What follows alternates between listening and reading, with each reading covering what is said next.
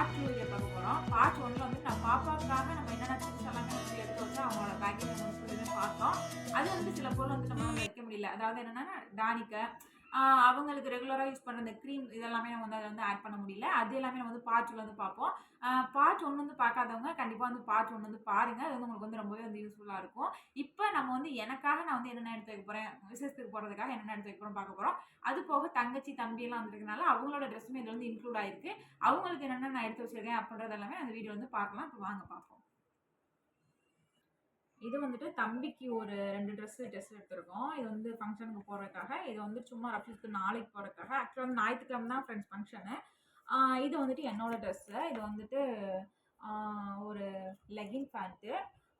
இது வந்துட்டு என்னோட டாப்பு. அன்னைக்கு நீங்கள் பார்ப்பீங்க. அடுத்தடுத்து நான் வீடியோ வந்து நான் போஸ்ட் பண்ணுறேன். இதான் என்னோட டாப்பு. சரி, மொட்டை எடுக்கிற ஃபங்க்ஷன் தான். தங்கச்சியோட பையனுக்கு மொட்டை எடுக்கிறாங்க. நான் ஃபங்க்ஷனே நான் என்னன்னே சொல்லலை.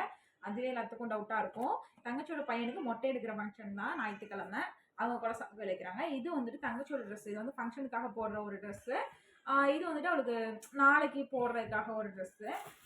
இது வந்துட்டு என்னோட மேக்கப் திங்ஸ் இருக்குது. என்னோட தங்கச்சியோட ரெண்டுமே சேர்த்துல வந்து இருக்குது.